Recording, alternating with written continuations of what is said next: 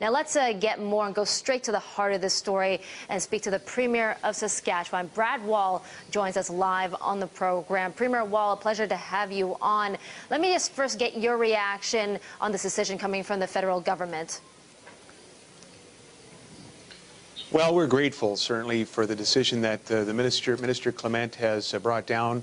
It's obviously a case that we made, we think, very strongly to the country that in terms of the net benefit test for jobs, for revenue to the province of Saskatchewan and the country, and most importantly, for our strategic interests as the place on Earth that is home to 53% of the known world reserves of potash, up to 30% involved in this particular takeover, hostile takeover bid, that there was not a net benefit for this. We know that we can at once be a country that is circumspect about certain takeovers in terms of the strategic interests of the country, but also be a place, Saskatchewan and Canada, a place that welcomes foreign direct investment, that will approve takeovers, that wants investment from all over the world to help us grow our economy. But there are certain deals that are different.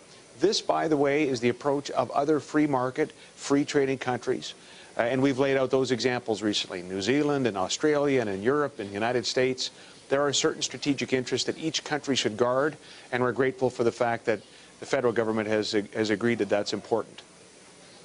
Premier Wall, what made this deal a little different? Because at $130 a share, some said that was fair value for potash, $40 billion in total. In fact, BHP took out full-page advertisements to try to make its case, and they said they would make Saskatchewan its home for potash. So what did you disagree with in terms of BHP's bid here?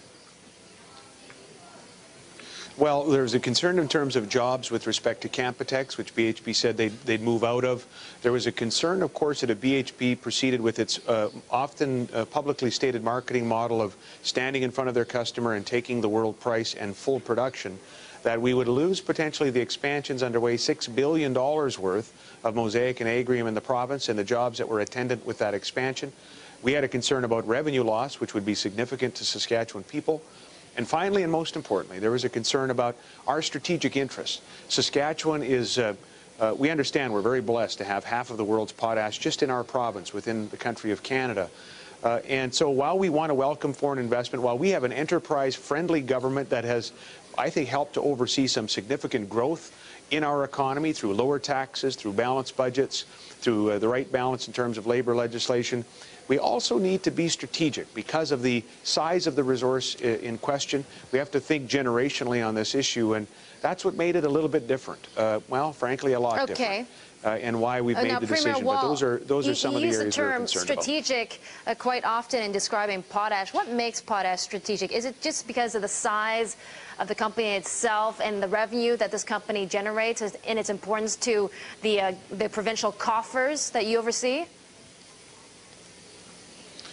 No, I mean, that's part of it in terms of the strategic interests of Saskatchewan, but it's more than that. I think, was it Mark Twain that said the thing about land is that nobody's making any of it anymore? We see the declining arable acres in the world today. All the while, the world's getting hungrier. The UN's weighed in on that pretty significantly in terms of how the world's going to be demanding more food. And we know that diets are intensifying in terms of their protein content, which will mean agricultural intensification, which means this very special nutrient that's needed especially in places like China and India is strategic. And we need to act that way in our country. Other countries do that.